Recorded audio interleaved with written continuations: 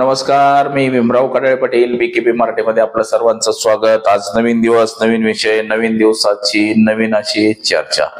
आज चर्चा घेऊन आलोय म्हणजे इंदापूर तालुक्यातल्या छत्रपती सहकारी साखर कारखान्याची निवडणूक संपली, मतदान प्रक्रिया संपली।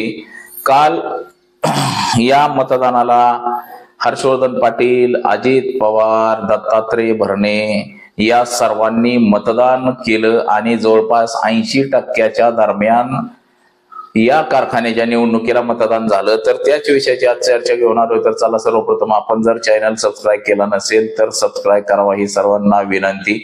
आणि चला चर्चेला सुरुवात करूया।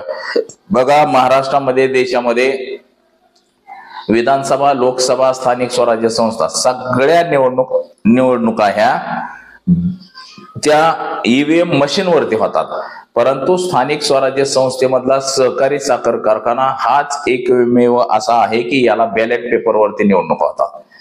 म्हणजे संस्था ज्या आहेत काही त्याला बॅलेट पेपर वरती मतदान होत नाही, तर हे EVM वरती मतदान होत नाही, तर बॅलेट पेपर वरती मतदान होतं।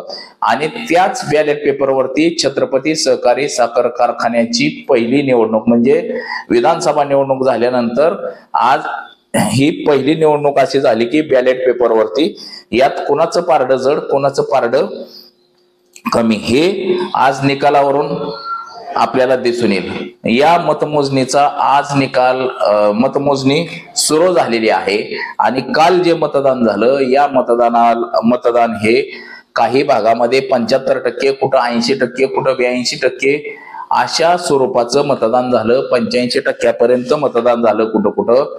तर याची जर आकडेवारी प्रशासनाने काढलेली आहे तर प्रशासनाच्या आकडेवारीनुसार सरासरी 80% दरम्यान मतदान झालेलं आहे, तरी 20% मतदान हे या निवडणुकीमध्ये कमी झालेलं आहे। आणि यात आता अजित पवार यांच्या पॅनलची आणि विरोधी जो पॅनल आहे छत्रपती बचाव या पॅनलची कसोटी लागलेली आहे। परंतु हे जे मतदान झालंय हे मतदान देखील पॅनल टू पॅनल झालं नाही, तर संमिश्र असं मतदान झालेलं आहे।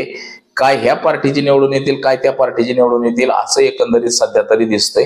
निकाल व्हायला संध्याकाळी 5, 5:30, 6 वाजतील, कारण की बॅलेट पेपर वरती मतदान असल्यामुळे त्या चिठ्ठ्या सगळ्या एकत्र करावं लागतात। कुणाला किती असं सगळं वेगळं वेगळं काढावं लागतं आणि पुन्हा ते मोजावं लागतं। त्यामुळं संध्याकाळी 5, 5:30 या गोष्टीला वाजू शकतात। म्हणजे 80% मतदान झालं म्हटलं तर साधारण बघा 22,000च्या वरती मतदान आहे, साधारण 18-19,000 मतदान झालेलं आहे। तर निवडून येणाऱ्या उमेदवाराला 8-8.5 मतांची आवश्यकता आहे।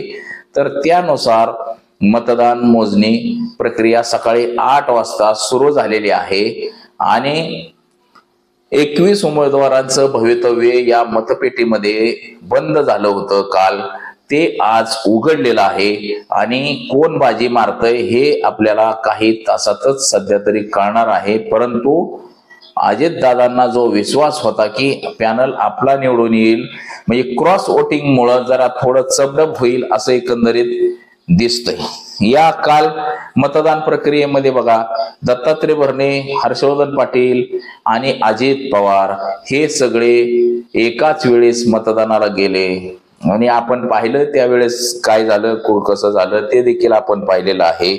आता गटामध्ये जे उमेदवार आहेत, म्हणजे साधारण बघा 3 उमेदवार 4 उमेदवार एका गणामध्ये असतात, तर त्या सगळ्या उमेदवारांना शिक्के मारायचे, म्हणजे 4-4 शिक्के मारावे लागतात असं काहीतरी आहे मला वाटतं।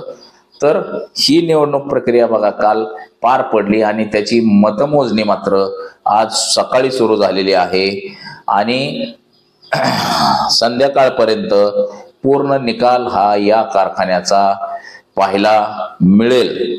तर बघा, संध्याकाळी देखील आपण निकालावरती देखील आपला व्हिडिओ असणार आहे, तो देखील आपण बारकाईने बघा की कोणाला किती मतं पडली, काय झालं, कसं झालं याच्यावरती देखील आपण विश्लेषण करणार आहोत। तर आतापुरतं एवढंच। कॅमेरामन अनिकेत सह मी भीमराव कडाळे पाटील, BKP मराठी, इंदापूर, पुणे।